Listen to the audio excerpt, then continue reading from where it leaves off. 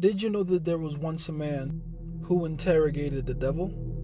He cleverly coerced the devil into giving up his secrets, and the devil was powerless to stop him. The devil spoke at length about how he operates in the world, about all the different channels, mediums, addictions, and vices that he uses to control the minds of man. He also spoke at length about the different laws of the universe, one in particular being his favorite he called Hypnotic Rhythm, a law that apparently helps to regulate the universe by keeping things in place, almost like the universe's autopilot. Just imagine the different possibilities and applications for this law in your own personal life, especially in your personal relationships. Hi, I'm Jace. And after 10 plus years of immersing myself in the study of social dynamics, relationships, dating, cold approach pickup arts, and the laws of the universe, I believe I'm qualified to let you know how the law of hypnotic rhythm applies to your relationships. Because as unbelievable as it may sound, it is impossible to have a truly successful relationship without applying the law of hypnotic rhythm. Or, more specifically, without getting to the point of hypnotic rhythm. You see, hypnotic rhythm is a concept I borrow from this book here, Outwitting the Devil by Napoleon Hill. It's in this book that interrogation with the devil happens. And after reading this book multiple times, if I were to put the concept of hypnotic rhythm into simple terms, I would call hypnotic rhythm the final point of complete alignment. Or to put it in even simpler terms, hypnotic rhythm is a habit, but on steroids. It's the point you reach when you've done something for so long and so many times that you don't even know if it's possible to stop it. It's based on the assumption that every single thing that you know how to do, whether on a conscious or subconscious level, is a skill that you had to learn at some point. At this point in your life, you may not have to think too deeply or concentrate too hard whenever you're doing things like reading or driving, or even things as subconscious and as insignificant as swallowing and walking. But at one point in your life, not only were they Herculean tasks, but they took you quite a while to get used to and learn how to do. All these years later, you've done them enough times for them to be an unconscious part of you. And it would be almost impossible to train you out of those habits. That is hypnotic rhythm. Now, with that in mind, I would like to invite you to think of relationships as acquired skills. And if that is the case, that relationships are skills, then it only makes logical sense that you can build the habit of a relationship until it reaches the point of hypnotic rhythm. A point where you and the person you're in a relationship with are truly, completely aligned. Or more specifically, a point where she is completely aligned with you, to the point where she can't possibly break out of it. And yes, it's possible. In order to understand hypnotic rhythm, first we must understand those two words individually: hypnosis and rhythm. First, we'll discuss hypnosis. Most people think that hypnosis and relaxation are synonymous. In reality, relaxation is only a part of hypnosis. The real main objective of hypnosis is sustained focus and intense concentration. When someone is hypnotized, they are in a state of hyper-focus. Relaxation just happens to be one of the many tools utilized to attain that hyper-focus. Just like closing your eyes and focusing on nothing but your breathing. So from now on, when you hear the word hypnotize, don't think sleep. Think narrow focus and intense sustained concentration. Since we know that relaxation is a tool used to induce hypnosis, we can also surmise that the better the relaxation, the greater the effect of the hypnosis. The deeper you slip into your unconscious, the lower the chances of you getting distracted by outside forces, and as a result, the more focused you are. This is actually the first fundamental law of hypnosis. The second one being that every time you go into your unconscious, and then subsequently come out, the deeper you'll go the very next time. You see, in order to go into your unconscious to achieve heightened levels of hyperfocus, your conscious mind needs to build a relationship of trust with your unconscious mind. And every time you allow your unconscious to take over from your conscious, the greater that trust is built, and as a result, the deeper into your unconscious you go. Let's take the example of a guy teaching his girl how to swim. Clearly, since never having swam before, the idea of swimming is terrifying for her. And as a good boyfriend, his job is to put her mind at ease and make her feel comfortable about the situation. "You're overthinking this, babe. It's just water, nothing bad will happen," he tells her.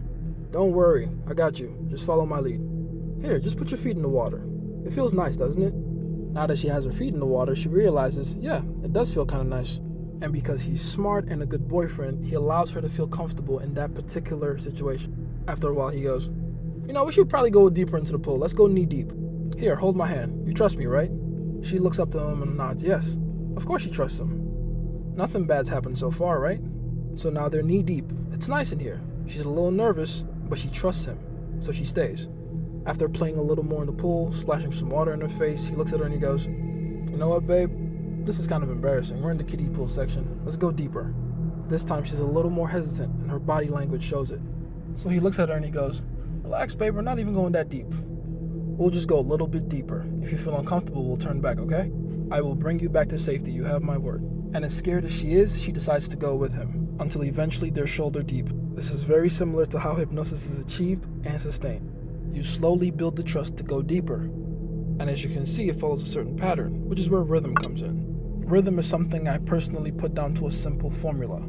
It's pattern times repetition. Or if you want to break it down more, it's timing plus frequency multiplied by continuity. Basically, an event and counter-event happening, how quickly one precedes the other, how frequently they flip-flop between each other, and the measurable time that entire sequence happens. That is what rhythm is. And believe me, as a species, we don't pay nearly enough attention to this, because everything we do in this plane of existence has to do with rhythm. If science is the way we intellectually understand the world around us, rhythm is the way we conceptually understand the way the world moves. Every single thing in this universe runs on a rhythm. And the better you are at understanding rhythm, the better your feeling for timing will be.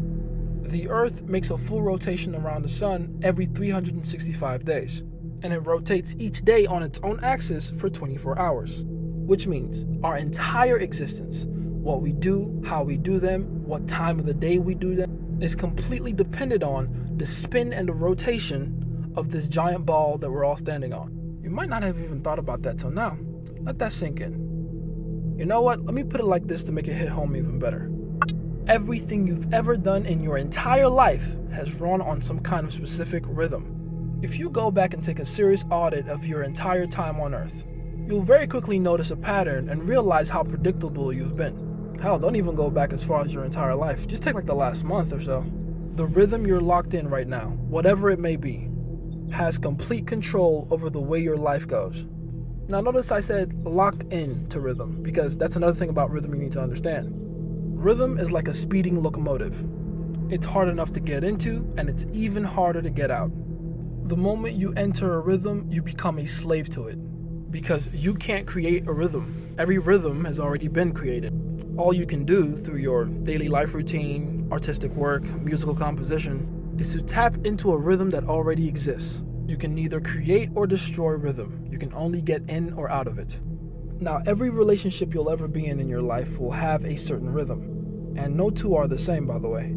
Everything from validation and compliments, emotional connection and relevance, arguments and fights, social events and outings, phone calls and texting, and even sex and lovemaking will all have a specific pattern and frequency that they operate on for that relationship to work properly.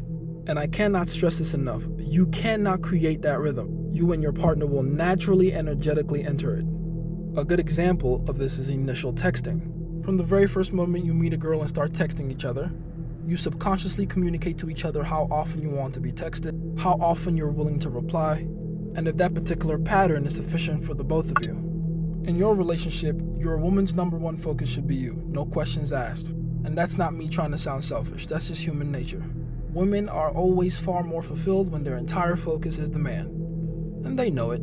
It's something they find difficult to admit, of course. And for good reason, by the way. The last thing a woman wants to do is entrust her entire obsession and focus to the wrong man. That can be quite dangerous for them. But in any case, a woman's best source of validation is the man she's obsessed with. And the first honest signal you'll see when a woman is beginning to entrust the man with her undivided attention and focus is that she syncs up with the same timing and frequency that the man is on. AKA, she enters his rhythm. She begins to use his phrases and his lingo. She begins to take on his habits and mannerisms. And she even begins to make massive adjustments to her life to accommodate him better. But this all starts with the obsession, the hypnosis, intense concentration and hyperfocus. There's a reason in the word hypnotic rhythm, the hypnosis comes before the rhythm. Hypnosis, strong hyperfocus and intense concentration. is the very first step to her entering your rhythm. Like I said before, you can't force or create rhythm. She is biologically designed to enter your rhythm the moment certain conditions have been met. Don't worry about it. So the only part you really have to worry about is the hypnosis part. Getting her to focus on you and only you without any distraction. The more focused she is on you, the more emotionally relevant you become, and the closer she is to syncing up with you. That's it. If you want specific examples of this, I highly recommend my Imprinting 101 series. You can also watch my Love Bombing series for some very important principles of obsession. I've given you all the tools you need, but I do have to give you a warning before I get out of here. Hypnotic rhythm, as far as relationships are concerned, is actually not permanent.